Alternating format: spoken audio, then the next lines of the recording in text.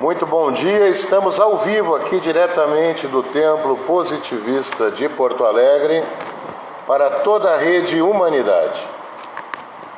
Hoje uma manhã muito importante, já temos aqui a nossa elite intelectual reunida, professor Saul Campos de Menezes, trouxe exemplares magníficos hoje aqui, mas obras importantíssimas para o nosso acervo. Muito obrigado, professor.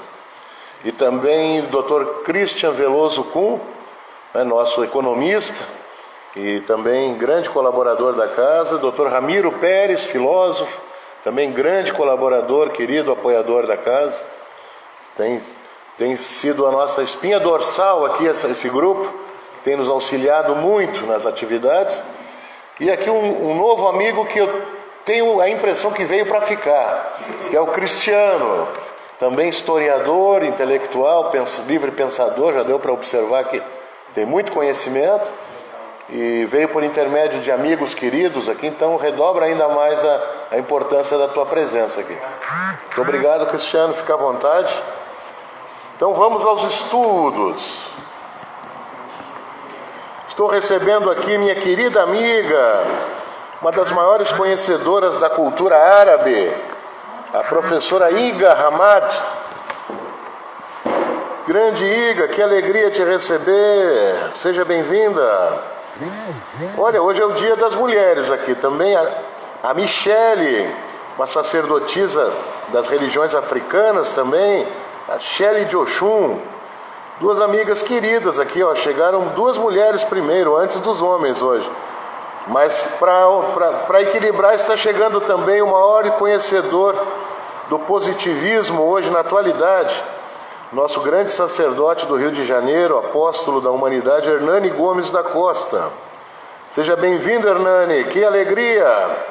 O Hernani e a sua esposa, a querida Sandra Fernandes, esses dois queridos amigos. E o Hernani tem desenvolvido um trabalho há mais de um ano, juntamente com o apostolado do Rio Grande do Sul, e estamos desenvolvendo o resumo do catecismo atualizado. Já estou utilizando os nossos textos nas prédicas. Muito obrigado, Hernani. Essa semana foi muito produtivo o nosso encontro.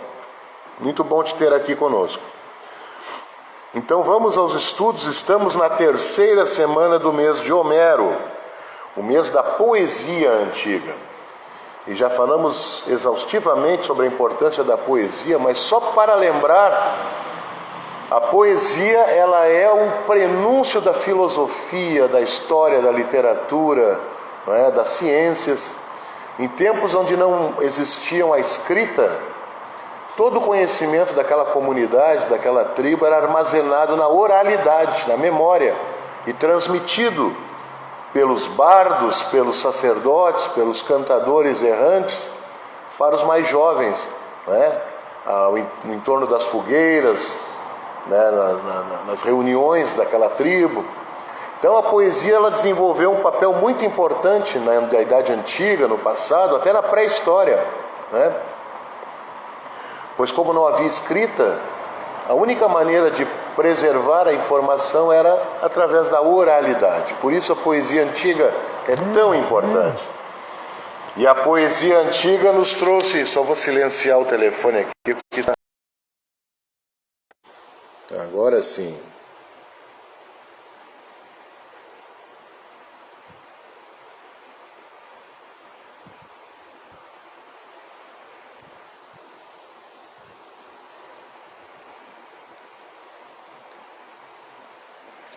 Então, como eu ia dizendo, a poesia antiga desenvolveu essa importância. Vejam no caso de Homero, que é o poeta que nós estamos estudando, todas as complexas histórias e ricas fábulas e mitos da Odisseia e da Ilíada, ele foi buscar no conhecimento dos tempos arcaicos do mundo helênico, antes da escrita, desde os acádios. Então vejam a compilação de lendas, de mitos, de histórias, que foi tão importante que ajudou a sistematizar toda a cultura religiosa grega, a mitologia grega, não é? Os deuses, os mitos, os semideuses, os heróis. Boa parte desse conhecimento veio através das obras de Homero, a Ilíada e a Odisseia. Tiveram outras, mas algumas se perderam no tempo.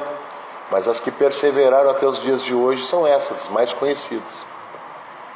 Aí a importância da poesia. Olha, uma frequência muito boa hoje aqui, muita gente chegando. O Clésio também está conosco.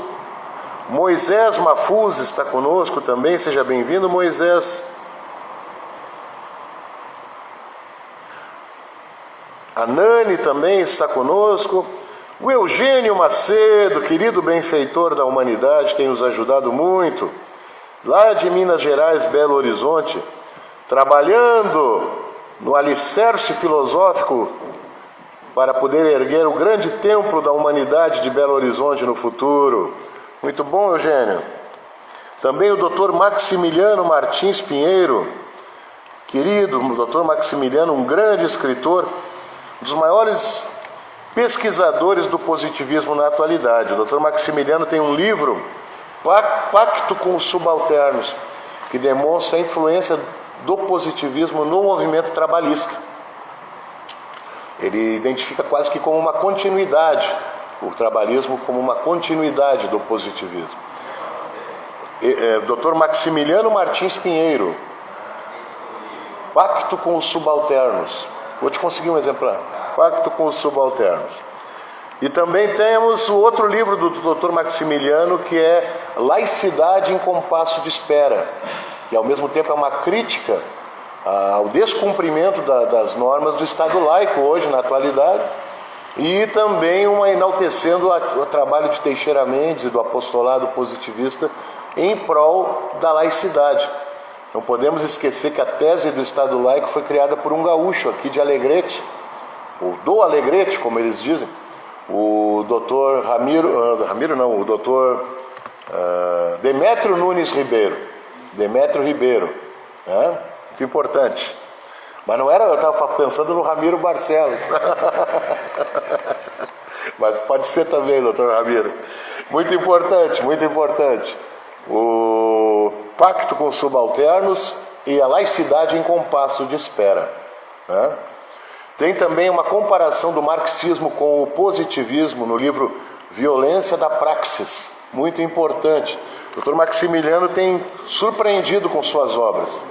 Inclusive ele participou 2 vezes da nossa conferência no Centro Positivista do Lavradio e expôs 2 painéis sobre seus livros, um sobre a laicidade e o outro sobre o trabalhismo. Muito importante. Rogério Santos, querido Rogério, irmão querido, também colaborador.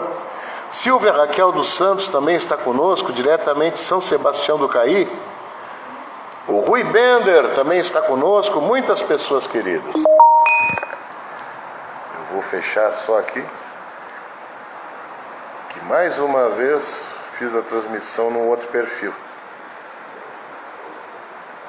Curioso, muito curioso.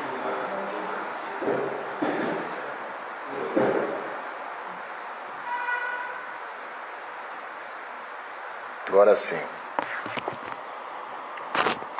Agora sim, estamos no Instagram e no Facebook. E à tarde eu já posto no YouTube. Quem perdeu e gosta de assistir no YouTube, pode assistir no YouTube. Já estão as últimas prédicas à disposição lá também. Então, dando continuidade ao mês de Homero, a importância da poesia antiga é justamente essa. É justamente essa, manter a história, a memória, né, daquelas sociedades, né? Muito importante.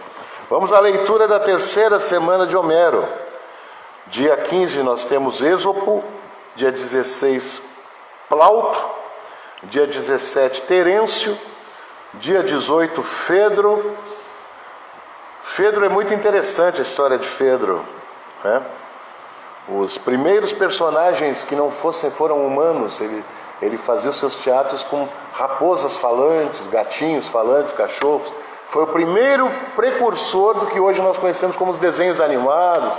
A ficção foi Fedro, já na comédia grega. Olha que interessante. Temos também Juvenal, Luciano e o chefe da semana, que foi Aristófanes. Ele nasceu em 447 antes da nossa era e morreu em 338 antes da nossa era, se eu não me engano. Deixa eu achar aqui.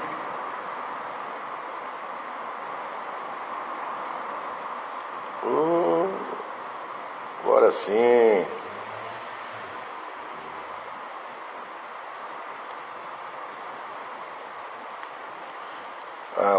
Cheguei.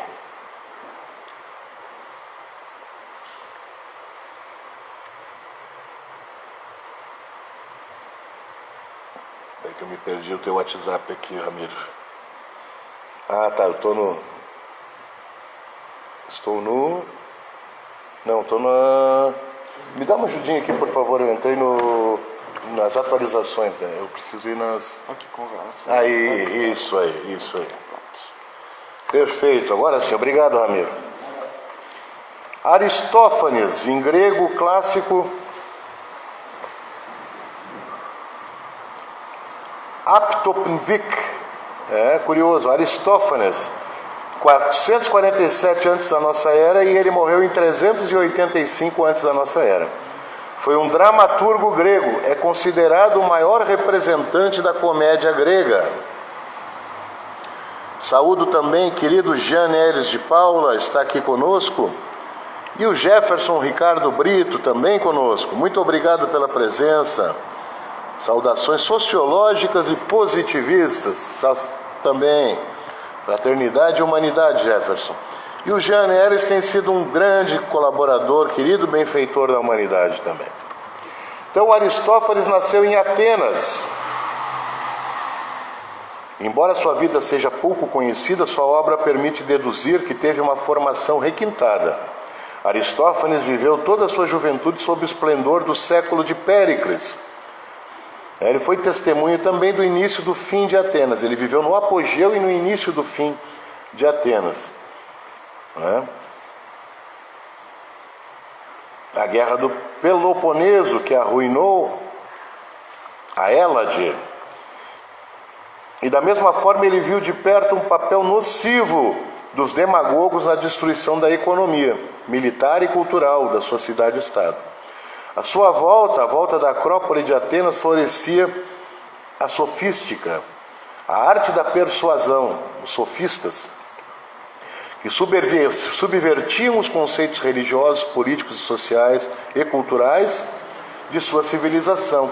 O sofismo, ele era uma prática onde o que importava não era a verdade, sim a arte de convencer, mesmo que não fosse verdade. Ele enaltecia a oratória, a demagogia, Esse eram os sofismas, os sofistas.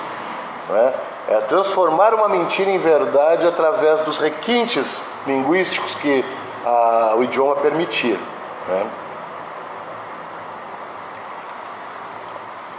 Conta-se que ele teve 2 filhos que também seguiram a carreira do pai como filósofos. Ele escreveu mais de 40 peças, das quais apenas 11 são conhecidas na atualidade. Conservador, revela certa hostilidade aos deuses, bem como às inovações sociopolíticas e aos homens responsáveis por elas. Ele era ainda dos tempos primitivos da Grécia, das cidades-estados, da democracia, das virtudes, da ética. Ele era um grande filósofo e abominava as práticas que a política trouxe. Seus heróis defendem o passado de Atenas, os valores democráticos tradicionais, as virtudes cívicas, a solidariedade social. Violentamente satírico, critica a pomposidade, a impostura, os desmandos e a corrupção na sociedade em que viveu. Seus alvos são personalidades influentes, políticos, poetas, filósofos, cientistas, velhos ou jovens, ricos ou pobres. Ele não perdoava ninguém, pelo jeito. Saúdo aqui também, chegando na Rede Humanidade, o nosso mentor, nosso guru, professor Abdon Barreto Filho, presidente da Associação de Amigos do Templo Positivista, um grande pensador, economista, e Abdon Barreto com duplo T, não esqueçam, Abdon Barreto Filho, Querido mestre, é um rigor. Marca pessoal. Então, seja bem-vindo, mestre. O professor Abno que está preparando um painel muito importante sobre o turismo paleontológico, né? Para as rodadas de palestras da Confraria do Pensamento. Esse ano teremos a estreia da Confraria do Pensamento. Muito bonito o movimento aí que está sendo criado, né? Aqui pelo nosso núcleo pensante de livres pensadores, muito importante, né? Comenta em diálogos mordazes e inteligentes todos os temas importantes da época: a guerra do Peloponeso entre Atenas e Esparta, os métodos de educação, as discussões filosóficas, o papel da mulher na sociedade e o surgimento da classe média. Em Lisístrata, ou o nome mais conhecido, a greve do sexo, que na verdade seria a guerra dos sexos, foi trocado aqui nesse texto por algum motivo, mas o nome da obra depois traduzida seria a guerra dos sexos. Que a guerra dos sexos se dá quando as mulheres decidem fazer greve de sexo, greve de relações sexuais com seus cônjuges, em função da violência e das guerras, que elas só voltariam a ter intimidade com seus maridos quando cessassem as guerras. Veja que interessante o poder da persuasão feminina, né? Desde aquela época, né? Ou vocês param de guerrear, ou nós paramos de conceber os filhos de Atenas. Olha que bonita essa história, né? Ele tem um outro texto muito importante, As Vespas, um texto muito ácido, no qual ele discute a importância da verdade e seus benefícios, revelando a sua preocupação com a ética. Ele critica, né, o status quo daquela sociedade, os políticos, os líderes, a aristocracia. Na peça As Nuvens, de 423, quem aborda muito as peças de Aristófanes é o grupo aqui de Porto Alegre. Bom dia, seja bem-vindo. Oi, nós aqui outra vez, Terreira da Tribo. Seguidamente eles bebem na fonte das comédias, dos dramas gregos, né? Na peça As Nuvens, ele compara Sócrates aos sofistas. Nem Sócrates escapou, né? Ele também criticando Sócrates, que desorganizava a sociedade com as suas ideias. Na comédia, os acarnianos ou acarnenses, representado em 425, ele ridiculariza os partidários da guerra. Olha que interessante. Tem muitas obras, não vou ler todas também, vou deixar um pouquinho para vocês pesquisarem. Muito importante. Então essa foi a obra e a história, a biografia de Aristófanes, um dos maiores escritores gregos, o maior expoente da comédia grega. Tiveram outros segmentos, né? O drama, as epopeias, as sátiras, mas a comédia, Aristófanes foi o maior representante. Então vamos ao estudo na nossa prédica religiosa, sempre reverenciando a Mãe Humanidade que nos orienta, que nos guia, que nos sustenta, elevando nossos corações e mentes aos patamares mais aperfeiçoados da ética e da moral de nossa civilização. Ó Virgem Mãe, filha do teu Filho, a ti mais do que a nós mesmos. E com o sinal religioso,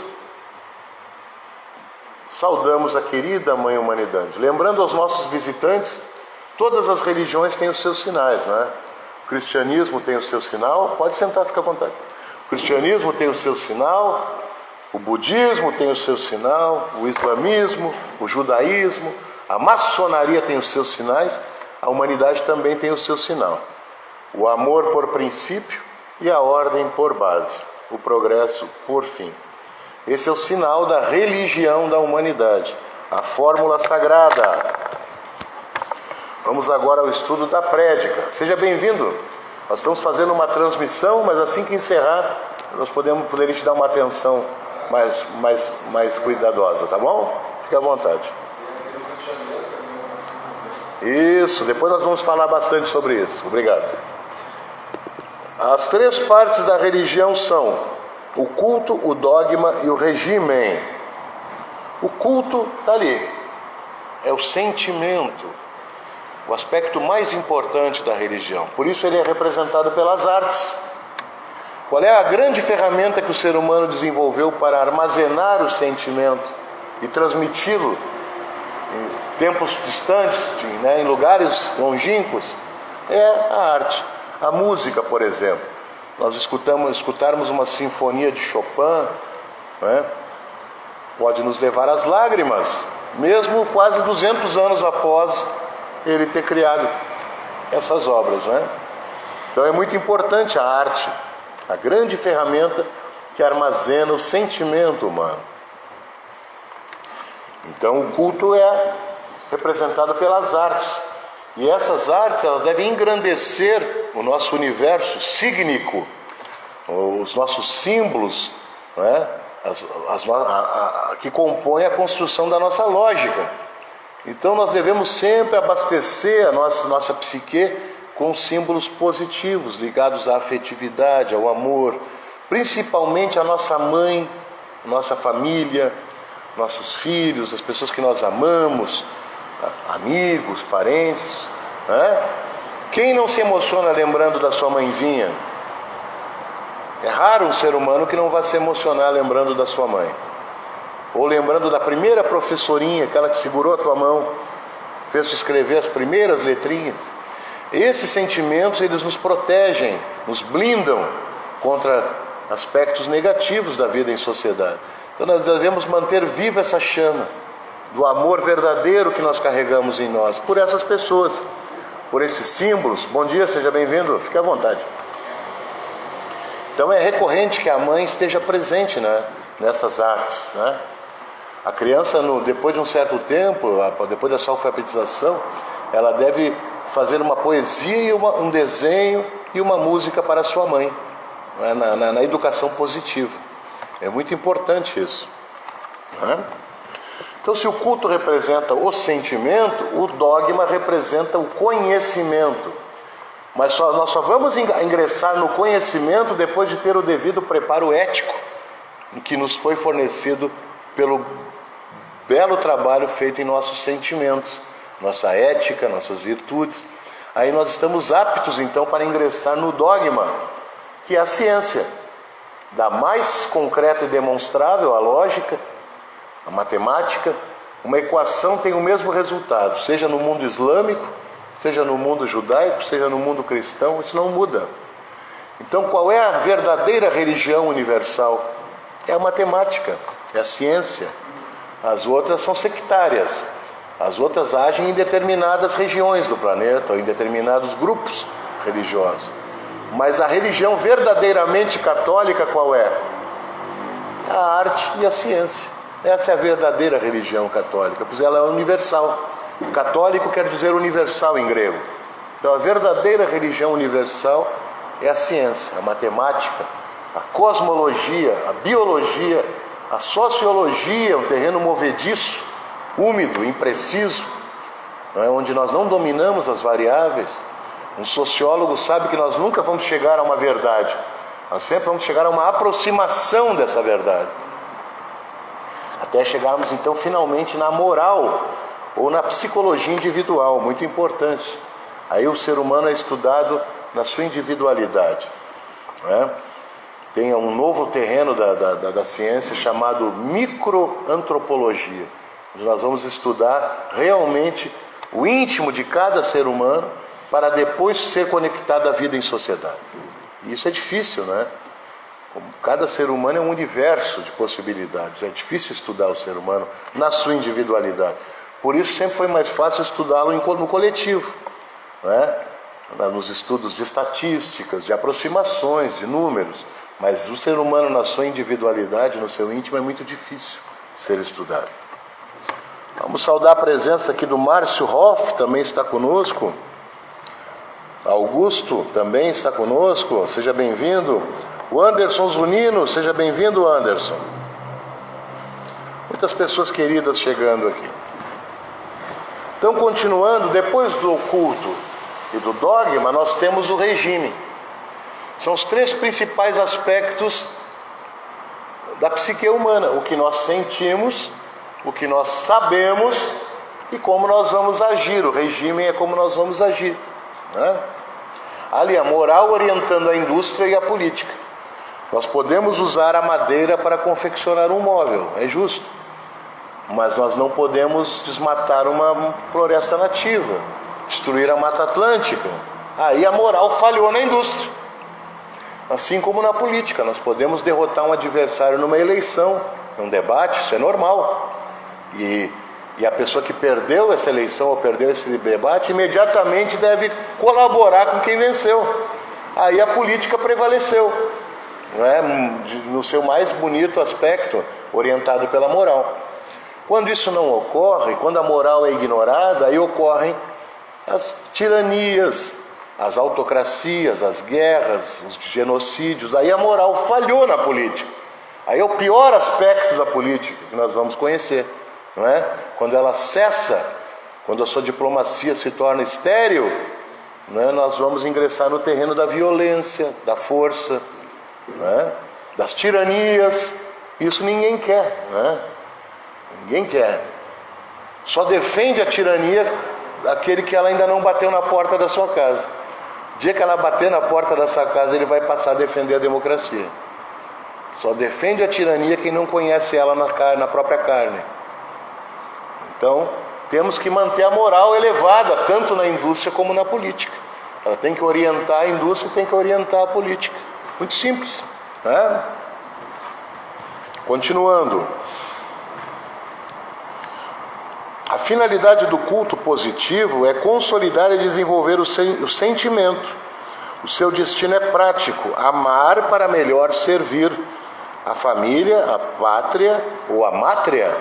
No futuro não serão mais pátrias, serão mátrias. Assim como Augusto Conte tira um deus patriarcal e coloca uma deusa, buscando referências lá no sagrado feminino, lá em sociedades muito primitivas, nórdicas, orientais, onde a mulher governava. Nós também não seremos mais pátrias, nós teremos mátrias. Casualmente foi criado um parque ecológico no interior do estado, que é o maior viveiro de flores da América Latina, né? Se eu não me engano é em Teutônia, não é? Chamado Parque Mátria, bem recente. Pesquisem sobre o Parque Mátria, é muito bonito. Maior plantação de flores da América Latina. Então, nós enaltecemos os aspectos femininos. Essa doutrina é quase feminista, pois ela defende a mãe, a mulher, que é o esteio da sociedade, né? A mulher, ela é pacifista por natureza.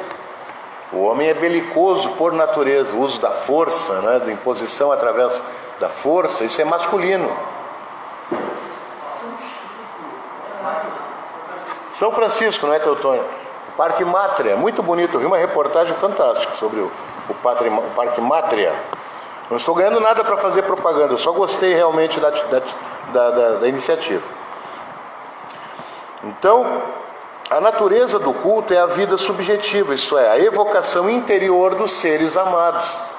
Quando eu falo que os vivos são governados pelos mortos, no caso do culto, nós temos que lembrar daquelas pessoas que nós mais amamos, e com certeza algumas já não estão mais aqui. Até na receita culinária da nossa vovozinha, né? Quem não lembra, quem é de origem italiana como eu, quem não lembra da avó brincando de ameaçar os netos com o pau da polenta? Olha, vocês se comportem, senão... Né? Então, a mãe, a avó, os aspectos femininos são muito importantes. Até na culinária. Naquele saber fazer, ela está ressuscitando naquele saber fazer. Isso é muito importante. Né? Os humanos têm uma tendência natural à vida subjetiva. A suposta existência de deuses ou de Deus prova isso. Nós temos uma tendência natural à vida subjetiva, imaginativa, lúdica. Tanto é que nós criamos inúmeros deuses, espíritos, ideias fantasmagóricas. Tudo isso nasceu na imaginação humana. Né? É muito importante. Aqueles que cultuam um lado mais teológico vão se confrontar com algumas informações aqui que podem ser um pouco indigestas no início. Nós, pelos estudos da antropologia, é provado que o homem criou Deus. e não o contrário. Nós criamos a ideia das divindades. A prova disso é que o primeiro Deus que o ser humano criou foi o Deus Sol. É recorrente em todas as culturas. Aqueles pequenos macacos evoluídos, primeiros hominídeos, quase primatas ainda, viam aquela forma de vida tão radiante, tão forte. Na sua imaginação primitiva, eles imaginavam que aquilo era um ser, era uma força que morria e ressuscitava a cada dia. Aí vem o mito cristão da ressurreição, não é? Nos cérebrozinhos primitivos, eles achavam que aquele Deus morria e ressuscitava. Morria e ressuscitava. Isso foi tão forte ao longo de milênios, de tempos imemoriais, que gerou o mito da teologia, da ressurreição, do Deus que morre e ressuscita. O cristianismo nada mais é do que a reprodução do mito solar, enraizado na psique humana, né? Olha que interessante isso. Então, a existência de Deus prova a tendência da nossa subjetividade, da nossa capacidade de criar personagens fictícios na nossa mente. E eu não estou dizendo que isso seja ruim ou bom. E quando me perguntam sobre Deus, eu sempre vou dizer uma resposta muito respeitosa, que ele tem uma força grandiosa ao longo da história das civilizações. A palavra Deus tem uma força grandiosa ao longo da história das civilizações. Porque mesmo sendo algo mítico, ele é moralizante. Em tempos que não tinham leis, que não tinham professores, que não tinham juízes, quem desempenhava essa função? Eram os sacerdotes, orientados por esses dons divinos, né? Então essa ideia de Deus, ou de Deus, foi muito importante. Até a Revolução Francesa ela imperou no planeta. A teocracia mandou no planeta até a Revolução Francesa. Pela primeira vez na história, a sociedade civil organizada tirou Deus do poder e colocou o homem, né, através do Estado laico, através da República, da democracia. Então é muito importante, o conhecimento liberta, nós temos que estudar, nós temos que pesquisar, né? E os teológicos não se sintam também ameaçados, pois ainda temos muito a descobrir ali naquele dogma da cosmologia. Nós sabemos muito pouco sobre o cosmos ainda. Nós habitamos um planetinha anão, uma pequena galáxia. Quantos milhares de planetas? Já se sabe que 47 planetas na nossa galáxia têm condição de abrigar a vida humana já. Essa semana expandiu essa pesquisa. Eram 4, depois eram 20, agora já são 47, né? Planetas com capacidade, com condições físicas, temperatura, pressão atmosférica, umidade, oxigênio, água. A água é imprescindível à vida, né? Pode se associar diretamente à vida, à água. Pode-se dizer que a luz fecundou a água. Quando o primeiro relâmpago caiu naquele caldo de aminoácidos e formou o primeiro ácido nucleico, a primeira fisão, né, que deu a multiplicação celular, a luz pode ter fecundado a água. Quem diz que não? Quem garante que não, né? Gerou a vida, né? Então é muito importante estudar a física, a biologia. Nós vamos ter um entendimento mais esclarecido da realidade, né? Então vamos encerrando a prédica de hoje, sustentando essa ideia, que o ser humano tem uma tendência à subjetividade. Porém, a nova subjetividade é plenamente sentida e confessada. A fé na religião da humanidade, ela não é transmitida por herança familiar, por pressão social, por interesses, né? Ela é convencida pela tua inteligência. Eu quero que os futuros adeptos da humanidade não estejam aqui por um impulso emocional, por uma fé cega, uma fé irracional. Não, é uma fé inteligível. Eu quero que o nosso dogma, que o nosso culto e o nosso regime sejam examinados exaustivamente por pessoas inteligentes como os senhores, e que ao final desse exame, realmente o veredito que seja que essa religião, que esse sistema, né, que esse método, que essa síntese subjetiva, ela é superior às demais, pois ela convence ao mesmo tempo o sentimento, a inteligência e a ação, diferentemente das outras religiões. Então, sem querer parecer presunçoso, Eu já passei por essa investigação e cheguei à conclusão. Eu já fui católico, já fui umbandista, já fui espírita. Percorri todas as sendas esotéricas ocultas, de bruxaria, de magia, de maçonaria, de Rosa Cruz. Estudei todas as ordens iniciáticas possíveis. Depois me tornei ateu. Aí vi que o ateísmo também é burro. Tu não pode defender algo que tu não tem como sustentar, não tem como provar. Depois me tornei agnóstico e vi que o agnosticismo também é insuficiente. Não basta criar um culto ao não saber, não é? Joga tudo nas mãos da dúvida, até me tornar positivo. O que é ser positivo? Ser positivo é o ser humano observa, a ciência organiza e a tecnologia aplica. Muito simples, né? É uma religião que convence a tua razão, convence a tua inteligência. Esses são os adeptos que eu quero aqui da religião da humanidade.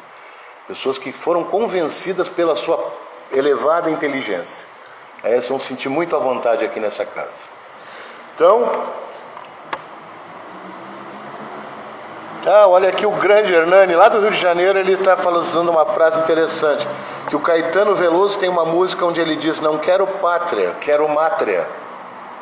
Caetano Veloso, mais um positivista enrustido aí, aparecendo aí, saindo do armário. Brincadeira, né?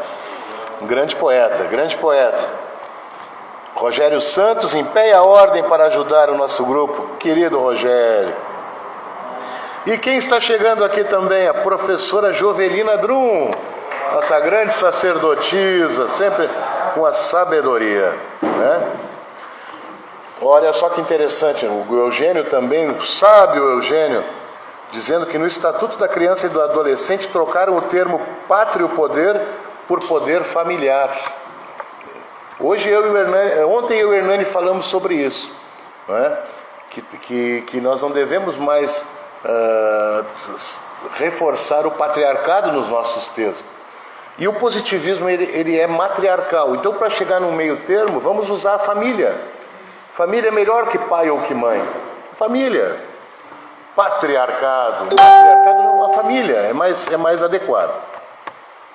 Também está conosco, querido Jorge Volney Gomes, grande irmão, querido. Chegando a Janaína Rimberg também aqui conosco. Olha, muito bem frequentada a prédica hoje aqui na Rede Humanidade e também presencialmente. Agradeço a presença desses grandes sábios, não é? Querido Dr. Ramiro, Dr. Christian, historiador cristiano também, professor Saul Campos de Menezes, recordista brasileiro de marcha atlética, querido, campeão gaúcho, campeão brasileiro também. E também 2 jovens visitantes, posso saber o nome de vocês? O Celso e o Lucas. Sejam bem-vindos, após a transmissão nós podemos conversar mais detalhadamente, tá bom? Então eu gostaria de deixar a palavra ao nosso conselho de sábios, se alguém quiser fazer uso, por favor. Professor Ramiro, querido Ramiro, por favor. Falei para minha esposa que eu não ia fazer hoje palestra, mas fica à vontade. Okay. Eu vou ser breve, eu não vou falar nada, mas eu não lembrava que hoje era dia de Aristófanes, eu sou obrigado a me manifestar.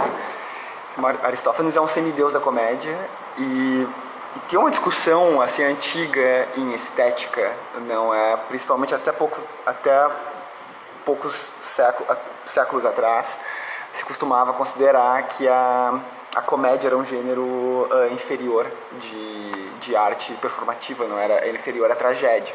O culpado disso, em boa parte, é o nosso querido Aristóteles, não é? Porque no primeiro livro da Poética, ele coloca lá da Poética, ele coloca a tragédia como o grande, e era a grande manifestação artística grega. Os grandes nomes que a gente ainda lembra são trágicos, não é? Eurípides, Ésquilo. Só que na realidade a gente também não vê o que o Aristóteles escreveu sobre comédia. Para quem já viu o livro ou o filme Nome da Rosa, o segundo livro da Poética, que era sobre comédia, foi perdido. Mas a gente sabe também que ele gostava um pouco de comédia, porque o Aristóteles diz, acho que na física, que o homem é o único animal que ri. Ele tá errado, na verdade. É interessante que outros primatas riem, não é? Chimpanzé. Até cachorros, às vezes dá pra ver claramente que eles estão manifestando alguma. Às vezes parece que eles estão literalmente tirando com a nossa cara. Tá? Então isso também não é exatamente, mas dá pra ver que é uma manifestação especial, tem algo especial nos humanos, no fato de que nós temos um senso de humor muito requintado, refinado. E isso fica muito claro no Aristófanes. Eu gostei muito da um dos primeiros diálogos de Platão que eu li é o Banquete, que é um diálogo sobre amor. Eles estão discutindo o amor. Só que ele é, em boa parte, uma tentativa do Platão de fazer comédia, que não dá muito certo, não é tão engraçado assim. Embora a parte que o Aristófanes aparece seja engraçada, é onde ele apresenta o mito das almas gêmeas, tá? Que obviamente é uma sátira, tá? Mas na nossa cultura hoje as pessoas ainda falam em alma gêmea. Mas dá pra ver claramente. É uma sátira não só com os humanos, mas também com os deuses, né? Os deuses, na realidade, separaram, mutilaram os humanos de suas caras metades. Não é porque juntos nós éramos muito poderosos. Mas na verdade, nas obras dele, ele é muito irreverente, satírico. E eu comecei a entender mais, talvez. Eu tenho queria compartilhar com vocês, então, algumas das minhas hipóteses sobre por que a gente desenvolveu, o que tem de tão importante no nosso senso de humor. Uma das coisas claras é a sátira. A sátira é uma forma muito antiga de expressão poética. Na verdade, até o século XIX, Conte não devia saber, mas isso vem desde o Antigo Egito. Não é? A gente vê sátiras políticas, sátiras da sociedade, e talvez a mais antiga seja dos sumérios. Uma vez eu vi um estudo de um cara dizendo que uma tábua suméria era um resquício, um excerto de uma sátira de um boi gordo, que era uma sátira ao monarca. Era um boi meio idiota que comia demais. Tá? É claramente uma sátira política, e era algo que, em segredo, isso não é algo que não pode ser publicado. E até o professor o Guardião falou sobre a tirania e a democracia. Uma das grandes vantagens da democracia é que nós temos comédias melhores, não é? A gente lembra das comédias de Aristófanes porque ele vivia numa democracia. A gente não sabe o que tinha de comédia, quais eram as piadas que se contavam em Esparta, né? Então, uma das maneiras claras é que nós usamos a sátira, então, para ridicularizar, não é, outras pessoas, tá? Principalmente pessoas em situação de poder. Ela é uma forma de arma contra os poderosos, e frequentemente incomoda, porque vários dos poderosos são meio narcisistas, eles têm egos frágeis, não é? Eles se sentem mal quando contam piadas deles. Em boa parte porque o poder deles também está assentado sobre a capacidade deles de projetar um ar de autoridade e majestade. Então, quando a criança diz, naquela fábula, diz que o rei está nu, ali boa parte da magia da monarquia se desfaz. Não é? Você enxerga o rei como um ser humano frágil, e a sátira te permite fazer isso. E parece, esses tempos eu li um estudo, acho que na Scientific American, que parece que isso existe mesmo entre primatas, entre chimpanzés. Eles tiram com a cara um do outro, tá? Mas outra coisa que a gente vê também, que a gente compartilha com chimpanzés, é a cosquinha, tá? A comédia, o riso, não é, a piada, ela está diretamente relacionada, não é? E aqui eu vou divergir com boa parte dos psicólogos. O Freud falava que considerava que o senso de humor serve para tirar com a cara do outro, para ridicularizar. Não, ela também é uma forma de jogo, de fazer brincadeiras compartilhadas, tá? Isso gera coesão social, tá? Então, uma comunidade é definida, eu diria que não é só pessoas que rezam para o mesmo Deus, mas pessoas que riem juntas, que contam mais ou menos as mesmas piadas, tem um sentido compartilhado de piadas. Tá, ótimo. Mas a última coisa que eu colocaria, é por isso que eu vou falar sobre Aristófanes, que eu acho muito interessante, é que a comédia, às vezes eu acho que traz uma maneira ainda melhor do que a tragédia, é uma espécie de sentido do absurdo, sabe? Então, quando eu lembro da Lisístrata, eu lembro, na verdade, discursos muito sérios. A Lisístrata não conta nenhuma piada. Toda a piada é feita pelos outros personagens que são ridículos. São generais atenienses, basicamente com uma ereção, claramente. Eu fico imaginando eles simulando isso no palco, sabe? Eles andando com aquelas togas com uma ereção, sabe? Porque eles estão há muito tempo sem ter relações sexuais, porque as mulheres estão fazendo greves, para eles pararem a luta com Esparta, tá? E quando a Lisístrata fala, na realidade não tem nada de piada, ela está dizendo diretamente, o ateniense talvez olhe aquilo e ache muito engraçado, pelo ridículo, pelo absurdo da situação, mas tem algo ali muito mais importante sobre o absurdo que é seres humanos tão semelhantes quanto os cidadãos masculinos, homens, não é, de Esparta e Atenas, estarem lutando, estarem naquela mesma situação. E de repente todas as disputas que eles têm se tornam menos importantes do que o fato de que uma necessidade fundamental deles, amor, tipo contato íntimo, privado, sexo, está sendo recusado pelas esposas. E isso é uma coisa que, então, discordando aqui de Aristóteles, acho difícil frequentemente a tragédia nos transmitir isso. A gente pode ter assim, grandes discursos de Antígona ou nas tragédias tipo, também modernas de Shakespeare, mas frequentemente é na comédia que eu vejo ser veiculado esse sentido de absurdo, essa coisa que, olha, às vezes o mundo onde a gente vive não faz tanto sentido e a gente pode escolher entre chorar ou rir, e a comédia te dá essa opção de rir, sabe, de pensar sobre isso depois rindo. E é por isso que eu deixo aqui meu saravá, meu grande agradecimento ao Aristófanes, que ensinou boa parte da nossa civilização sobre isso, sobre a importância, às vezes, de rir do absurdo que é a nossa existência. Obrigado. Passo a palavra para o Christian Veloso com... Tá. Agora, com toda a prazer.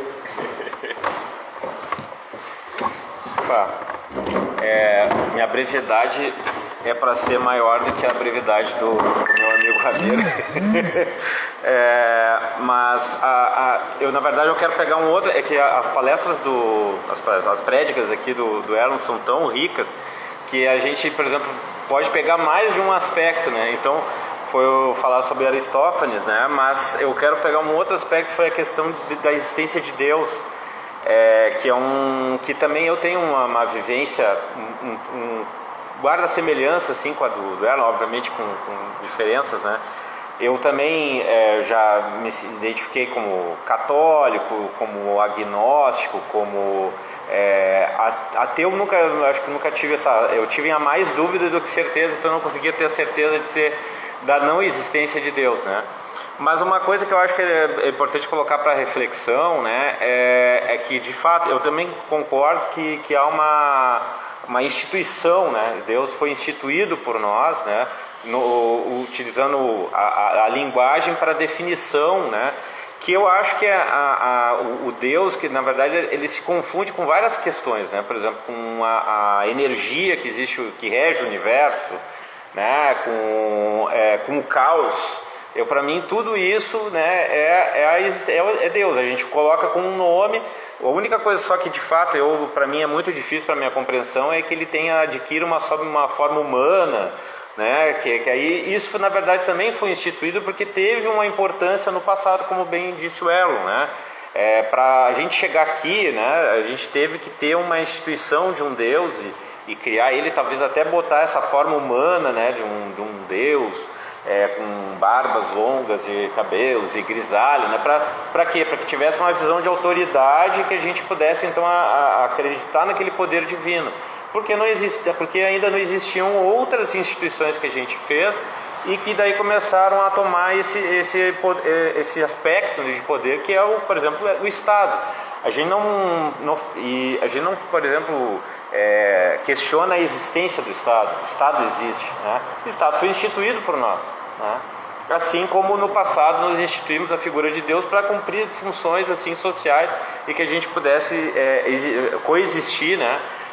De forma mais harmônica possível, né? O Estado foi criado justamente para cumprir esse papel, né?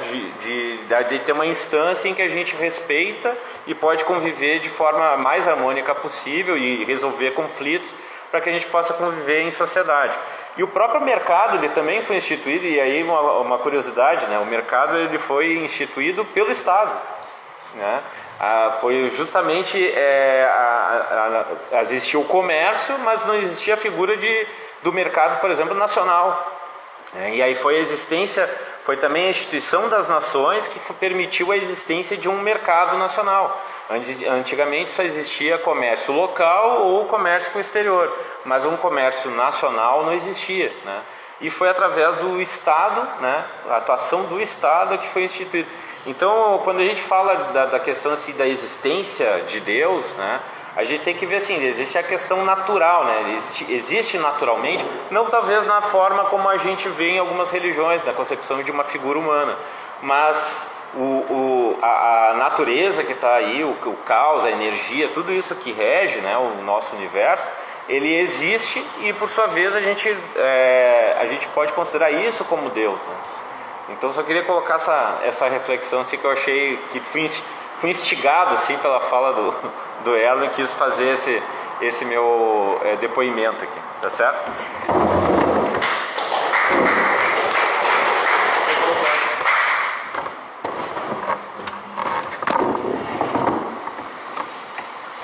Hoje está muito especial essa prédica e sempre recebendo as opiniões, as falas brilhantes do nosso conselho de sábios aqui. E tem alguns aspectos que merecem ser pontuados, né? Tem um provérbio árabe que eu gosto muito.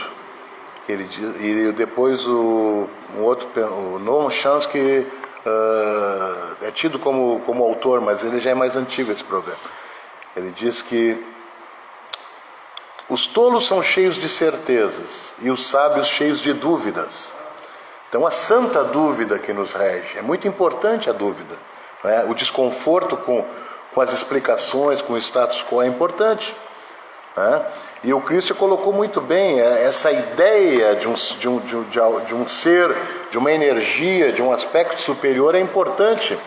E nós podemos tranquilamente converger com os teológicos no dogma da cosmologia, porque existe muito a ser descoberto, então nós não sabemos tudo. É muito difícil, como eu disse, nós habitamos um pequeno planetinha anão, né, uma pequena galáxia, e já se sabe que existem 47 planetas com capacidade de abrigar a vida humana e nas suas diversas potencialidades de inteligências, de tecnologia. Então é muito complexo falar desse tema, né?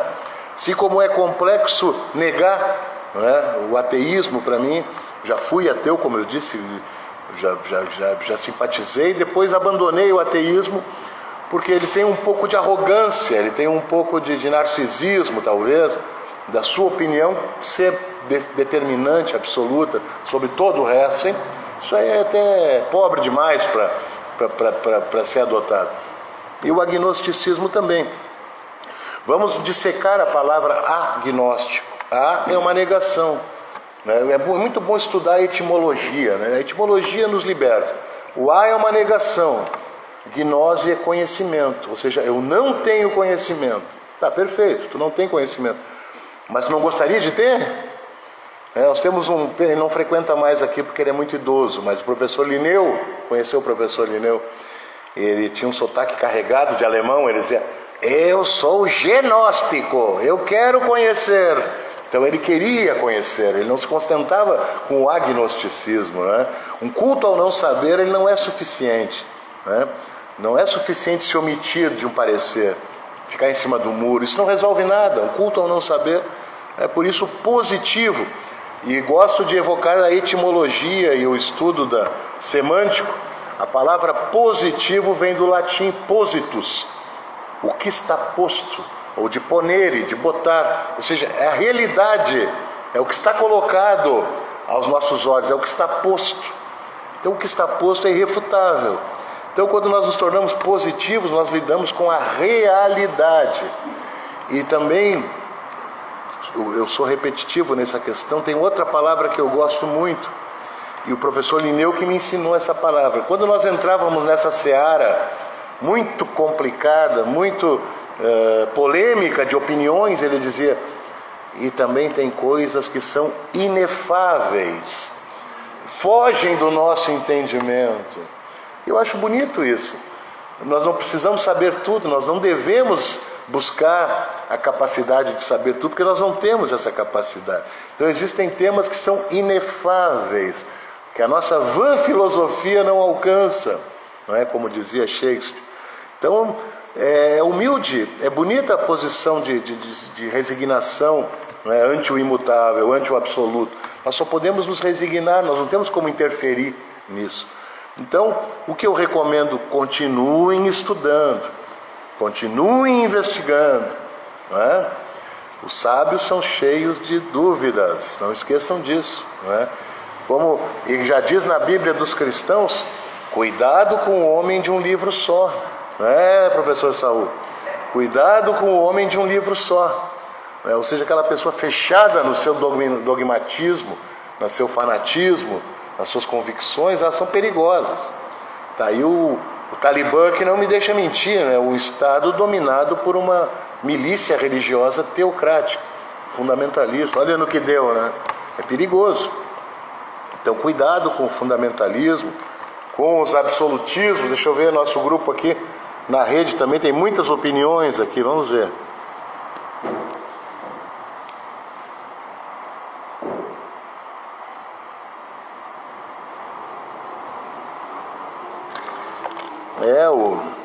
O método científico tem se demonstrado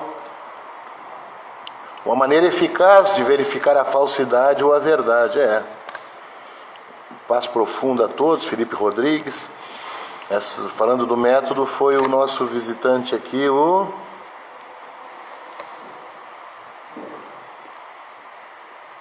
visitante novo, Márcio Hoff, está conosco aqui. Seja bem-vindo, Márcio. Muitas pessoas queridas chegando. Muito importante, a Ana Rangel está conosco também, não é? Então essa prédica foi muito interessante, porque nós não temos um parecer, um veredito sobre essa questão, mas nós temos muitas possibilidades de estudo. E existe uma doutrina nova, que ela não é científica totalmente, mas ela é muito interessante, criada por um discípulo de Chico Xavier, Valdo Vieira. E ele tem uma frase que eu acho genial. Ele criou a conscienciologia. É uma doutrina bonita. Ela é mística, mas ela tem coisas bonitas. Mas ele tem uma frase que é uma pérola. Ele diz: não acredite, experimente. Isso é muito interessante, né? Se a pessoa faz uma determinada simpatia e aquilo lhe traz um benefício, uma certeza de que ele foi protegido, de que aquilo dá certo, se para aquela pessoa aquilo dá certo, não questione, não acredite, experimente, respeite o experimento daquela pessoa. Não tente convencer ela da sua crença, deixe ela com a sua crença, porque tem níveis de conhecimento, todos são positivos, em níveis diferentes. Tem pessoas que gostam de viver com crendices, com misticismo, e não conseguem, é muito dura a realidade do mundo científico para ela, é muito complexa. Não, quem somos nós para interferir na paz daquela pessoa? Deixa ela com as suas crenças, com as suas convicções, não tem problema. É isso que eu quero dizer. Não acredite, experimente. Se essa experiência for positiva, te trouxer paz, te trouxer conforto, respeite a experiência daquela pessoa. Nem todos estão no mesmo tempo que você. Nem todos estão na mesma condição intelectual que você.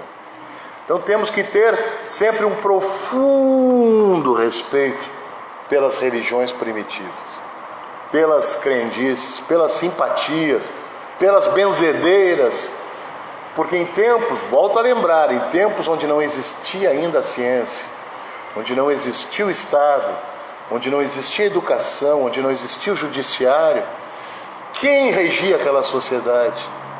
Eram esses valores mágicos, místicos, eram os xamãs, os celtas, os padres, os druidas, não é? Os pajés, os sacerdotes. Então temos que ter um profundo respeito pelo passado, né? E viver de forma inclusiva, de forma ampla, né? Incluindo todas as formas de pensar, de acreditar. Por isso nosso frontão é uma réplica do Panteão. Quem é o Panteão? O que é o Panteão? Pan, todos, Theos, Deus. Novamente a etimologia nos orientando, né? O templo de todos os deuses. Essa casa, ela é o templo de todos os deuses, né? E hoje nós sabemos que o prenúncio da grande soberania humana é a ciência e a arte. Então a ciência e a arte habitam este templo e ela se transforma na religião da humanidade. A ciência e a arte se convertem na religião da humanidade. Isso é muito bonito, né? Espero que todos tenham um dia a capacidade de vir aqui estudar essa doutrina. Ela é muito bonita, ela liberta. Mas aqueles que não se sentirem confortáveis com essas ideias, por favor, não se sintam hostilizados. nós queremos incluir a todos aqui, né? E tem muitas pessoas que ainda não são positivistas e gostam de conviver com as suas crenças. Perfeito, e respeitem isso, é isso que eu peço, muito respeito. Por isso eu fui ensinado pelo meu mestre a não fazer proselitismo fora desses portões. Vamos trabalhar de forma passiva, receptiva, de forma resignada aqui, transmitindo a doutrina àqueles que se sentem aptos a recebê-la, e não interferir a vida de ninguém, né, de forma agressiva, de forma mais contundente, fazendo proselitismo religioso. Isso não, né? Vamos manter a nossa postura receptiva, sempre, de portas abertas à arte e ao conhecimento, certo? Então essa foi a prédica sociocrática deste domingo, e agradeço a todos que estiveram aqui presentes, Dr. Ramiro, Dr. Christian, historiador Cristiano, o querido professor Saul Campos de Menezes, e os nossos novos visitantes, que espero que voltem e venham para ficar. Sempre tenho a esperança de quem entrar pela primeira vez chegue para ficar aqui, né? E após a transmissão poderei dar uma atenção mais detalhada às necessidades de vocês, seja de turismo, seja de pesquisa acadêmica, certo? Fiquem bem à vontade para perguntar o que quiserem logo mais.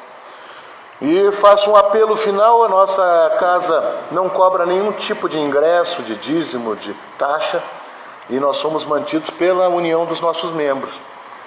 E como a tecnologia nos permitiu, o professor Abner criou, nosso departamento de marketing, criou uma campanha, que é a campanha do Pix Positivo. Quem quiser colaborar, está ali a nossa chave Pix, amplamente divulgada aqui na casa e nas redes, é o número do nosso CNPJ ou o QR Code que está ali fixado. Então quem quiser colaborar, por favor, fique à vontade.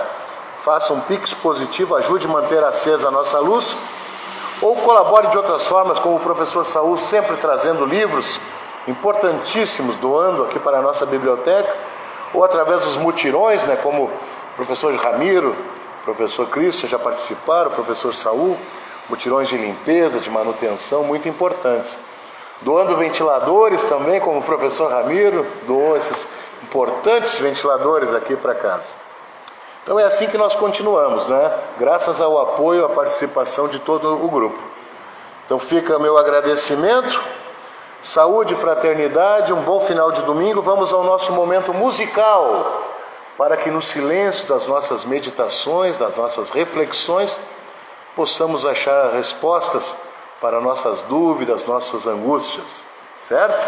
Vamos então à mais sublime das artes, a música.